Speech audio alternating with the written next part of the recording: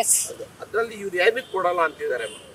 Sir, ಅದೇ ಒಂದಲ್ಲ ಒಂದು ಇದೇ ರೀತಿ ಕುಂಟು ನೆಪಗಳನ್ನ ಹೇಳ್ಕೊಂಡು ಯಾಕೆ ನಮ್ಮ ಚಿತ್ರರಂಗದಲ್ಲಿ ಒಳ್ಳೆ ಫಿಲಮ್ಗಳು ಬರಲಿ, ಅದು ಬರಲಿ ಇದು ಬರಲಿ ಅಂತಾರಲ್ಲ, ಸಬ್ಸಿಡಿಗಾಗಿನೇ ಪಾಪ ನಿರ್ಮಾಪಕನ್ನ ಓಡಾಡಿಸಿ ಮನನೊಂದು ಅವ್ನು ಇನ್ನೊಂದು ಕ್ರಿಯೇಟಿವ್ ಆಗಿ ಸಿನಿಮಾ ಮಾಡೋದಕ್ಕೆ ಅವ್ನಿಗೆ ಬ್ರೈನೇ ವರ್ಕ್ ಆಗ್ತಾ ಇರಲ್ಲ ಸರ್. ಕೌಟುಂಬಿಕ ಸಮಸ್ಯೆ ಒಂದ್ ಕಡೆ ಇದ್ರೆ ಇನ್ನೊಂದ್ ಕಡೆ ಮನೇಲೆಲ್ಲ ಬೈತಿರ್ತಾರೆ, ನೀನ್ ಯಾಕೆ ಫಿಲಮ್ ಇಂಡಸ್ಟ್ರಿಗೆ ಹೋದೆ ಅಂತ. ಅವ್ರು ಯಾವ್ದೋ ಒಂದು ಪಾಪ ಒಂದು ಭರವಸೆನ ಕೊಟ್ಟು ಇನ್ವೆಸ್ಟರ್ಗೆ ಸಾಲಾನು ತಂದಿರ್ತಾರೆ, ಸರ್ ಸಬ್ಸಿಡಿ ಬಂದ್ಬಿಡುತ್ತೆ ಸರ್, ಕೊಡ್ತೀನಿ ಸರ್, ಕೊಡಿ ಸರ್ ಅಂತ. ಇವ್ರು ಹಿಂಗೆ 5-6 ವರ್ಷ, ಇವಾಗ ಡಿಸೆಂಬರ್ ನೋಡಿ, ಜಾನ್ವರಿ ಬಂದ್ರೆ 6 ವರ್ಷ ಆಗುತ್ತೆ. ಹಿಂಗೆ 5-6 ವರ್ಷ ಕೊಡ್ಲಿಲ್ಲ ಅಂತ ಹೇಳಿದ್ರೆ ಅವ್ರ ಮಕ್ಕಳನ್ನ ಹೇಗೆ ಓದಿಸೋದು, ಅಥವಾ ಅವ್ರಿಗೆ ಏನೋ ಆರೋಗ್ಯ ಹಾಳಾಗೋಗಿರುತ್ತೆ, ಅಥವಾ ಡಿಪ್ರೆಷನ್ ಸ್ಟ್ರೆಸ್ ಹೊರಟೋಗಿರ್ತಾರೆ. ಆ ದುಡ್ಡು ತಂದಿರೋನ ಹತ್ರ ಬೈಸ್ಕೋತಾ ಇರಬೇಕು ದಿನ, ಅವ್ರು ಹೆಂಗ್ ನಿದ್ದೆ ಮಾಡಕ್ಕಾಗತ್ತೆ. ಅದಕ್ಕಾಗಿ ನಮ್ಮ ಹೋರಾಟ ಏನು ಅಂದ್ರೆ, ಆಯಾ ವರ್ಷ ಬೇರೆ ರಾಜ್ಯಗಳಲ್ಲಿ ಹೇಗೆ ನಿಗದಿ ಆಗಿದೆಯೋ ಆಯಾ ವರ್ಷವೇ ಕೊಡ್ತಿದಾರೋ ಸಬ್ಸಿಡಿ, ಆಯಾ ವರ್ಷವೇ ಕೊಡಬೇಕು. ಆಮೇಲೆ ಅದ್ರ ಜೊತೆಗೆ ರಾಜ್ಯ ಪ್ರಶಸ್ತಿ, ಅದು ಗೌರವ ಸರ್. ಸೆಲ್ಫ್ ರೆಸ್ಪೆಕ್ಟ್ ಇದೆ ಸರ್ ಪ್ರತಿಯೊಬ್ಬ ನಿರ್ಮಾಪಕನಿಗೂ. ಅವನಿಗೆ ನೀವು ಗೌರವಿಸದೆ ನೀವು ಅಕಾಡೆಮಿ ಮೂಲಕ ಚಲನಚಿತ್ರೋತ್ಸವನ್ನ, ಅಂತಾರಾಷ್ಟ್ರೀಯ ಚಲನಚಿತ್ರೋತ್ಸವನ್ನ ಮಾಡೋದಕ್ಕೆ ದುಡ್ಡಿದೆ, ಕಮಿಟಿ ಮಾಡ್ತಾರೆ, ಎಲ್ಲ ಮಾಡ್ತಾರೆ, ನಮಗೆ ಸಬ್ಸಿಡಿ ಕೊಡೋಕೆ ದುಡ್ಡಿಲ್ಲ ಅಂತಾರೆ. ನಮ್ಮ ರಾಜ್ಯದ ಕಲಾವಿದರನ್ನ ಮತ್ತೆ ಸಾಹಿತಿಗಳನ್ನ ಮತ್ತೆ ಟೆಕ್ನಿಷಿಯನ್ಸ್ನ ಗೌರವಿಸೋದಕ್ಕೆ ರಾಜ್ಯ ಪ್ರಶಸ್ತಿ ಸಮಾರಂಭವನ್ನು ಸಹ 6 ವರ್ಷಗಳಿಂದ ಮಾಡಿಲ್ಲ. ಸೊ ಇದಕ್ಕಾಗಿ ನಮ್ಮ ಹೋರಾಟ ಫೈನಲಿ ನಾವೇನಾಯ್ತು ಅಂದ್ರೆ, ದೊಡ್ಡ ಸಂಘ ಸಂಸ್ಥೆಗಳು ಇರೋ ಚಿತ್ರರಂಗದಲ್ಲಿ ಅವ್ರನ್ನೆಲ್ಲ ಹೋಗಿ ಮೊದಲು ಕೇಳಿದ್ವಿ. ನಾನು ಕೂಡ ಎಲೆಕ್ಟೆಡ್ ಬಾಡಿಲಿದ್ದೆ, ಅಲ್ಲೂ ಕೂಡ ಕೇಳಿದ್ವಿ, ಮಿನಿಸ್ಟರ್ಗಳನ್ನ ಕೇಳಿದ್ವಿ. ಎಲ್ಲ ಮಾಡಿದ್ಮೇಲೂ ಯಾವುದನ್ನು ಬಗೆಹರಿಲಿಲ್ಲ ಅಂತ ಇವತ್ತು ರೋಡ್ಗೆ ಬಂದು ಈ ರೀತಿ ಪ್ರೊಟೆಸ್ಟ್ ಮಾಡ್ತಾ ಇದೀವಿ.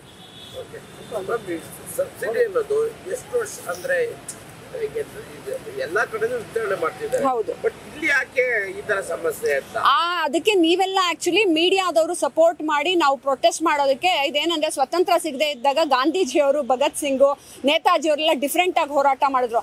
ಅವ್ರಿಗೆ ಆ ಒತ್ತಡ ಮತ್ತೆ ತೀವ್ರತೆಯನ್ನ ತಂದು ನಾವು ಒಂದು ಹೋರಾಟವನ್ನು ಮಾಡ್ಬೇಕು ಸರ್.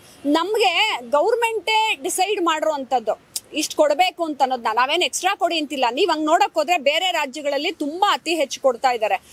UP ಗೌರ್ಮೆಂಟ್ ಅಂತೂ ಲೋಕಲ್ ಜನಗಳು ಫಿಲಮ್ ಅನ್ನ ಮಾಡ್ತಾರೆ ಅಂದ್ರೆ 50 ಲಕ್ಷ ಕೊಡ್ತಾರೆ, ಹೊರಗಿನವ್ರು ಬಂದ್ ಮಾಡಿದ್ರೆ 2 ಕೋಟಿ ಎಷ್ಟು ಕೊಡ್ತಾರೆ. ಸೊ ಇಲ್ಲಿನವ್ರು ಕೊಡೋದೇ 10 ಲಕ್ಷ, ನನಗೇನು ಎಕ್ಸ್ಟ್ರಾನು ಬೇಡ, ಅದನ್ನ ಆಯಾ ಟೈಮಿಗೆ ಕೊಟ್ಬಿಡಿ. ಯಾಕೆಂದ್ರೆ ಇವಾಗ 5 ವರ್ಷ ಮಕ್ಕಳನ್ನ ಓದಿಸ್ದೆ, ಅಥವಾ ಮನೆ ಬಾಡಿಗೆ ಕಟ್ಟಿದೆ, ಅಥವಾ ಸಾಲ ತಂದವನಿಗೆ ನಾನು ವಾಪಸ್ ಕೊಡದೆ ಒಬ್ಬ ನಿರ್ಮಾಪಕ ಹೇಗೆ ಸರ್ ಜೀವನ ನಡ್ಸಕ್ ಸಾಧ್ಯ? ಅದನ್ನ ಏನಕ್ಕೆ ಕೊಡ್ತಿಲ್ಲ ಅನ್ನೋದಕ್ಕೆ ಇವರೆಲ್ಲ ಕುಂಟಿನೆಪ ಕೊಡ್ತಾರೆ. ಒಂದ್ರಲ್ಲಿ ಅದಿಲ್ಲ, ಒಂದ್ರಲ್ಲಿ ಇದಿಲ್ಲ, ಆಮೇಲೆ ಎಲೆಕ್ಷನ್ ಬಂತು, ಆಮೇಲೆ ಕೋವಿಡ್ ಬಂತು, ಆಮೇಲೆ ಇದಾಯ್ತು, ಆಮೇಲೆ ಅದಾಯ್ತು, ನಾವು ಆಮೇಲೆ ಕೊಡ್ತೀವಿ ಅಂತ ಹೇಳ್ತಾರೆ. ಇದು ಇವಾಗಿಂದಲ್ಲ ಸರ್, ಈ 5 ವರ್ಷದಲ್ಲ, 2013 ಕೂಡ 2017 ಕೊಟ್ರು. ಆಮೇಲೆ ಇನ್ನೊಂದು ಆಪ್ಷನ್ ಏನ್ ಮಾಡ್ಕೊಂಡಿದ್ದಾರೆ, ಯಾರೋ ಬಂದು ಕೇಸ್ ಹಾಕೋದಕ್ಕೆ ಆಪ್ಷನ್ ಮಾಡ್ಕೊಂಡಿದ್ದಾರೆ. ಇವಾಗ ನ್ಯಾಷನಲ್ ಅವಾರ್ಡ್ಗೆ, ಗೋವಾ ಫೆಸ್ಟಿವಲ್ಗೆ, ಇದೇ ನಮ್ಮ ಬೆಂಗಳೂರಿನ ಅಕಾಡೆಮಿ ಅಂತಾರಾಷ್ಟ್ರೀಯ ಚಲನಚಿತ್ರೋತ್ಸವಕ್ಕೆ ಯಾರೇ ಕೇಸ್ ಹಾಕಿದ್ರು ಅದು ವ್ಯಾಲಿಡ್ ಅಲ್ಲ ಅನ್ನೋ ರೀತಿ ಅದು ಆಯಾ ವರ್ಷ ನಡೆಯುತ್ತೆ. ನಮ್ದಕ್ಕೂ ಆ ಕಂಡೀಷನ್ಗಳನ್ನ ಸರ್ಕಾರ ಅಳವಡಿಸ್ಕೋಬೇಕು. ಇದನ್ನು ಬೇಡ್ಕೊಂಡು ಸಾಕಾಗೋಗಿದೆ. ಅದಕ್ಕೆ ನಾವು ರಾಜ್ಯಪಾಲರ ಹತ್ರ ಹೋಗಿ ಮನವಿ ಸಲ್ಲಿಸಿ ಬಂದ್ವಿ.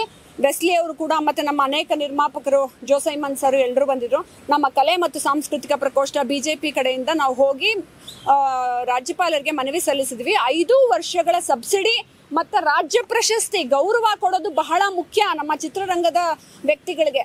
ಅದನ್ನ ನೀವು 5 ವರ್ಷದ್ದು ಕಮಿಟಿ ಪ್ಯಾರಲಲ್ಲಿ ಮಾಡಿ ಬ್ಯಾಕ್ಲಾಗ್ ಇಟ್ಕೊಳ್ದಂಗೆ ಮುಗಿಸ್ಕೊಡ್ಬೇಕು ಅಂತ ಅವ್ರ ಹತ್ರ ರಿಕ್ವೆಸ್ಟ್ ಮಾಡ್ಕೊಂಡಿದೀವಿ. ರಾಜ್ಯಪಾಲರು ನಿಜವಾಗ್ಲೂ ನಮ್ಮೆಲ್ಲರಿಗೂ ಒಳ್ಳೆ ಅಡ್ವೈಸ್ ಕೊಟ್ಟರು. ಈಗ ಸದನದಲ್ಲಿ ಕೂಡ ನಾವು ಡಿಸ್ಕಸ್ ಮಾಡಿ ಅದನ್ನ ಮುಗಿಸ್ಕೊಡ್ತೀನಮ್ಮ, ಇದು ಮುಗಿದ ಮೇಲೆ ಅಂತ ಅಂದ್ಬಿಟ್ಟು ಅವರೊಂದು ಭರವಸೆಯನ್ನ ಕೊಟ್ಟಿದ್ದಾರೆ.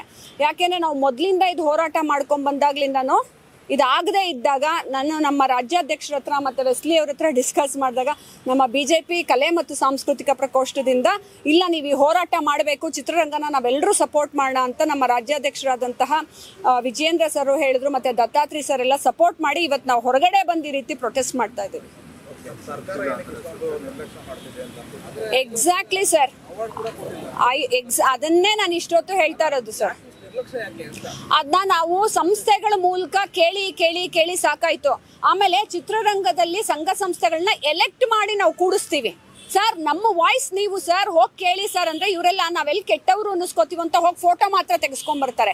ಹಿಂಗೆ ಲೆಟರ್ ಕೊಟ್ಟಿದೀವಿ ಮೇಡಮ್, ಲೆಟರ್ ಕೊಟ್ಟಿದೀವಿ ಆಗೋಗುತ್ತೆ ಅಂತಾರೆ. ಹಂಗೆ ಬರೀ ಲೆಟರ್ ಕೊಟ್ರೆ ಆಗತ್ತಾ ಸರ್? ಹಂಗೆ ಗಾಂಧೀಜಿನೂ ಇದ್ದಿದ್ರೆ ನಮಗೆ ಸ್ವತಂತ್ರ ಸಿಗ್ತಿತ್ತಾ ಲೆಟರ್ ಕೊಟ್ಬಿಟ್ಟೆ ಅಂತ? ನಾವ್ ಏನ್ ಹೋರಾಟ ಮಾಡ್ಬೇಕೋ ನಮಗ್ ಬೇಕು ಸರ್.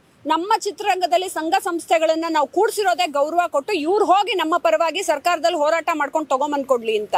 ಪಾಪ ನಿರ್ಮಾಪಕರು ಕೇಳಿ ಕೇಳಿ ಕೇಳಿ ಸಾಕಾವುದು. 600ಕ್ಕೂ ಹೆಚ್ಚು ಚಿತ್ರಗಳಿಗೆ ಗೌರವ ಸಲ್ಲಬೇಕು, 600ಕ್ಕೂ ಹೆಚ್ಚು ಚಿತ್ರಗಳಿಗೆ ಸಬ್ಸಿಡಿ ಕೊಡಬೇಕು. ಈಗ ನಾನು ನೀವೇನೆ 6 ವರ್ಷದಿಂದ ಸಾಲ ಮಾಡ್ಕೊಂಡು ಊಟ ಇಲ್ಲದೆ ಇವ್ರಿಗೆ ಊಟ ಕೊಡದೆ ಹೋದ್ರೆ 6 ವರ್ಷದಿಂದ ಬದುಕ್ತಾನ ಒಬ್ಬ ಮನುಷ್ಯ? ಆಮೇಲೆ ಇನ್ನೊಂದು ಫಿಲಮ್ ಮಾಡೋದು ಬೇಡವಾ ಸರ್? ನಿರ್ಮಾಪಕನಿಗೆ ನೀವು ಸಬ್ಸಿಡಿ ಕೊಟ್ರೆ ಪಾಪ ಅವ್ನು ಇನ್ನೊಂದು ಫಿಲಮ್ ಪ್ಲಾನ್ ಮಾಡ್ಕೋತಾನೆ ಹೆಮ್ಮೆಯಿಂದ, ಅವಾಗ ಅವ್ನಿಗೊಂದು ಕಾನ್ಫಿಡೆನ್ಸ್ ಬರುತ್ತೆ. ಎಲ್ಲದಕ್ಕೂ ನಮ್ಮ ಕರ್ನಾಟಕದ ಚಿತ್ರರಂಗವೇ ಸಫರ್ ಮಾಡ್ತಿದೆ. ಬೇರೆ ಭಾಷೆಗಳು ಫಿಲಮ್ ಬಂದಾಗ್ಲೂ ನಾವೇ ಸಫರ್ ಮಾಡ್ತಿದೀವಿ, ಸಬ್ಸಿಡಿ ಕೊಡ್ದಾಗ್ಲೂ ನಾವೇ ಒಂದು ಗೌರವ ಕೊಡೋದಕ್ಕೆ. ಇವಾಗ ಸಾಹಿತಿಗಳು ಎಷ್ಟೋ ಸಾಹಿತ್ಯ ಬರೆದಿರ್ತಾರೆ, ಕಲಾವಿದರಿಗೆ ಕೊಡಬೇಕು. ಚಲನಚಿತ್ರ ಪ್ರಶಸ್ತಿಯನ್ನ ನಮ್ದು ಮಾಡಲ್ಲ, ಅಕಾಡೆಮಿ ಅಂತಾರಾಷ್ಟ್ರೀಯ ಚಿತ್ರೋತ್ಸವನ್ನ ಮಾಡಿ ಬೇರೆ ರಾಜ್ಯದ ಜನಗಳನ್ನ ಕರೆಸಿ ಅಂತಾರಾಷ್ಟ್ರೀಯ ಜನರಿಗೆ ನಾವು ದೊಡ್ಡ ಮಟ್ಟದಲ್ಲಿ ಮಾಡ್ತೀವಿ ಅಂತ ಅವ್ರಿಗೆ ಅವಾರ್ಡ್ ಕೊಡ್ತಾರೆ. ಕನ್ನಡಿಗರು ಇದು ಒಪ್ಕೋಬೇಕಾ? ನಾವು ಕನ್ನಡ ಚಿತ್ರರಂಗದವ್ರು ಅದನ್ನ ಒಪ್ಕೋಬೇಕಾ? ಇದಕ್ಕೆ ಮೀಡಿಯಾ ಇಂದಾನೆ ನಮಗೆ ಸಪೋರ್ಟ್ ಬೇಕು. ಈ ವಾಯ್ಸ್ ಅಲ್ಲಿ ತನಕ ಹೋಗ್ಬೇಕು. ಈ ಸತಿ ನಾವು ಬಿಡಲ್ಲ. ಅದಕ್ಕೆ ನಾವು ರಾಜ್ಯಪಾಲರಿಗೂ ಒತ್ತಡ ಹಾಕಿ ಇದನ್ನ ರಿಕ್ವೆಸ್ಟ್ ಮಾಡ್ಕೊಂಡಿದ್ವಿ. ನಮ್ಗೆ ಆಗ್ಲೇಬೇಕು. ಇದಾಗ್ಲಿಲ್ಲ ಅಂದ್ರೆ ನಾವೆಲ್ಲ ಉಪವಾಸ ಸತ್ಯಾಗ್ರಹ ಕೂತ್ಕೋತೀವಿ ಅನ್ನೋದನ್ನ ಹೇಳ್ಬಿಟ್ಟಿದೀವಿ ನಾವು. ಇದು ನನಗಲ್ಲ, ನನ್ನ ಫಿಲಮ್ ಅಂತೂ ಯಾವುದೂ ಇಲ್ಲ. ಆದರೆ ನನ್ನ ನಿರ್ಮಾಪಕರಿಗೆ ಈ ರೀತಿ ಆಗೋದು ನಾವು ಯಾರೂ ಸಹಿಸ್ಕೊಳ್ಳಲ್ಲ. ಅದಕ್ಕೆ ನಮ್ಮ ಕಲೆ ಮತ್ತು ಸಾಂಸ್ಕೃತಿಕ ಪ್ರಕೋಷ್ಠ ಈ ರೀತಿ ನಿರ್ಧಾರವನ್ನು ತಗೊಂಡು, ಇವರೆಲ್ಲ ನಮ್ಮ ನಿರ್ಮಾಪಕರು ಮತ್ತೆ ಮೊದಲಿಂದಾನು ಮಾಡ್ಕೊಂಡ್ಬರ್ತೀವಿ. ನಮ್ಮ ಫಿಲಮ್ಗಳಿದೆ ಅಂತ ನಮ್ದು ಯಾರ್ದು ಫಿಲಮ್ ಇಲ್ಲ. ಪಾಪ ಇವರೆಲ್ಲ ದೂರದಿಂದ ಬಂದು ಅದಕ್ಕಾಗಿ ಇವತ್ತು ರಾಜ್ಯಾದ್ಯಂತ ಹೋರಾಟ ಮಾಡ್ತಾ ಇದೀವಿ. ಮಾಡ್ತಿದೀವಿ ಕಮಿಟಿ ಅಂತಾರೆ. ನಾನು ಇದನ್ನೇ ಹೇಳಿದ್ದು, ಅಕಾಡೆಮಿ ಅಂತಾರಾಷ್ಟ್ರೀಯ ಚಲನಚಿತ್ರೋತ್ಸವಕ್ಕೆ ಪ್ರತಿ ವರ್ಷ ಕಮಿಟಿನೂ ಮಾಡ್ಕೊಂಡ್ಬಿಡ್ತಾರೆ, ಫಿಲಮು ನೋಡ್ತಾರೆ, ಅವಾರ್ಡು ಕೊಟ್ಬಿಡ್ತಾರೆ. ನಮ್ಮ ರಾಜ್ಯದ ಕನ್ನಡ ಚಿತ್ರ ನೋಡೋದಕ್ಕೆ ಕಮಿಟಿ ಮಾಡ್ತಿದ್ದೀವಿ ಮೇಡಮ್, ಇನ್ನೊಂದು ಮಾಡ್ತಿದ್ದೀವಿ ಮೇಡಮ್, ದುಡ್ಡು ಬರುತ್ತೆ ಮೇಡಮ್ ಅಂತಾರೆ. ಇನ್ನು ಗೌರ್ಮೆಂಟ್ ಇಂದ ದುಡ್ಡು ಬಂದ ಮೇಲೆ ಇನ್ಫಾರ್ಮೇಶನ್ ಡಿಪಾರ್ಟ್ಮೆಂಟ್ ಇಂದ ನಮ್ಮ ಕೈ ಸೇರಕ್ ಪಾಪ ದುಡ್ಡು ಪ್ರತಿಯೊಬ್ಬ ನಿರ್ಮಾಪಕನ 10 ಸತಿ ಅಲದಾಡಿಸ್ತಾರೆ. ನೀನ್ ಇಷ್ಟು ಕೊಟ್ರೇನೆ ಕೊಡೋದು, ಇಲ್ಲಾಗಿದೆ ಸರ್ ಬನ್ನಿ ಅನ್ನೋದಕ್ಕೆ. ಆಮೇಲೆ ಅಲ್ಲಿ ಇನ್ನೊಂದಷ್ಟು ಕಂಡೀಷನ್ಸ್ ಇರುತ್ತೆ, ಯಾವುದು ಸುಲಭವಾಗಿ ಕೊಡಲ್ಲ. ಆಮೇಲೆ ಚಿತ್ರನಗರಿ ಕಟ್ತೀವಿ ಅಂದ್ರು, ಸರಿಪ ಅದನ್ನ ನಿಧಾನ ಮಾಡ್ಕೊಳ್ಳಿ, ನೀವು ಅದು ಹೆಂಗಾರ ಮಾಡ್ಕೊಳ್ಳಿ. ಯಾಕಂದ್ರೆ ನೀವೇನು ನಿರ್ಮಾಪಕನಿಗೆ ವಸತಿ ಗೃಹ ಅಂತೂ ಮಾಡ್ಕೊಡಲ್ಲ. ಅವ್ರ ಗಂಡ ಹೆಂಡತಿನ ಅವರೇ ಸಾಕ್ಬೇಕು ಮಕ್ಕಳನ್ನ. ನೀವು ಕೊಡ್ತಾ ಇರೋ ಸಬ್ಸಿಡಿ ಇವ್ರಿಗೆ ಮೋಟಿವೇಟ್ ಮಾಡುತ್ತೆ, ನೀವು ಕೊಡುವಂತಹ ಪ್ರಶಸ್ತಿ ಅವ್ನಿಗೆ ಮೋಟಿವೇಟ್ ಮಾಡುತ್ತೆ, ಪ್ರೋತ್ಸಾಹ ಮಾಡುತ್ತೆ ಇನ್ನೊಂದು ಫಿಲಮ್ ಮಾಡಬೇಕು ಅಂತ ಅನ್ನೋದಕ್ಕೆ. ಅದನ್ನ ಕೊಡಿ ಅಂದ್ರೆ ನೋಡಿ ಸರ್, 6 ವರ್ಷಗಳಿಂದ ಕಾರಣ ಕೊಡ್ತಿದ್ದಾರೆ. ಅದೇ ಬೇರೆ ರಂಗಗಳಲ್ಲಿ ಎಲ್ಲರನ್ನೂ ಕೊಟ್ಟು ಎಲ್ಲರನ್ನೂ ಬೆಳೆಸ್ತಾ ಇದ್ದಾರೆ. ಅದೇ ಚಿತ್ರರಂಗ ಏನೇ ಡಿಮ್ಯಾಂಡ್ ಮಾಡಿದ್ರು ಇಲ್ಲಿ ತನಕ ಕೊಡ್ತಿಲ್ಲ. ಯಾಕೆ ಅಂದ್ರೆ ನಮ್ಮವರು ಚಿತ್ರರಂಗದ ಸಂಘ ಸಂಸ್ಥೆಗಳು ತೀವ್ರಗತಿಯಲ್ಲಿ ಅದಕ್ಕೆ ಪ್ರೊಟೆಸ್ಟ್ ಮಾಡಿ ಹೋಗಿ ಕಿತ್ಕೊಂಡ್ ಬರಬೇಕು.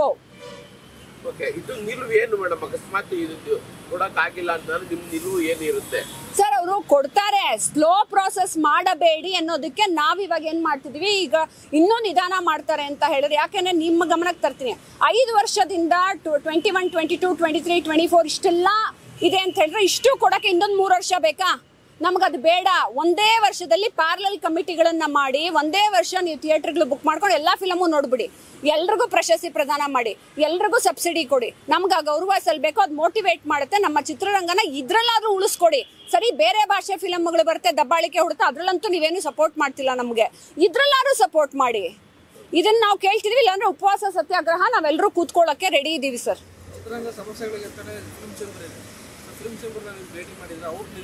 ಸರ್ ಫಿಲಮ್ ನಾನು ಹೇಳಿದ್ನಲ್ಲ, ದೊಡ್ಡ ಸಂಘ ಸಂಸ್ಥೆಗಳು ಇನ್ಕ್ಲೂಡಿಂಗ್ ಚೇಂಬರ್, ನಾನು ಎಲೆಕ್ಟೆಡ್ EC ಮೆಂಬರ್ ಆಗಿದ್ದೆ.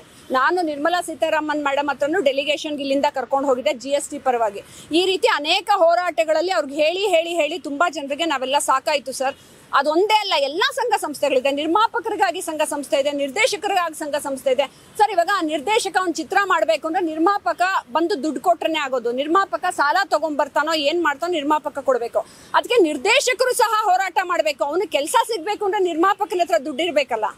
ಸೊ ಇದಕ್ಕೆ ನಿರ್ದೇಶಕರಾಗ್ಲಿ ನೋಡಿ, ಇಲ್ಲಿರೋರು ತುಂಬಾ ಜನ ತಂತ್ರಜ್ಞರು ಮತ್ತೆ ಕಲಾವಿದರು ಬಂದಿದ್ದಾರೆ, ನಾಟ್ ಜಸ್ಟ್ ನಿರ್ಮಾಪಕರು.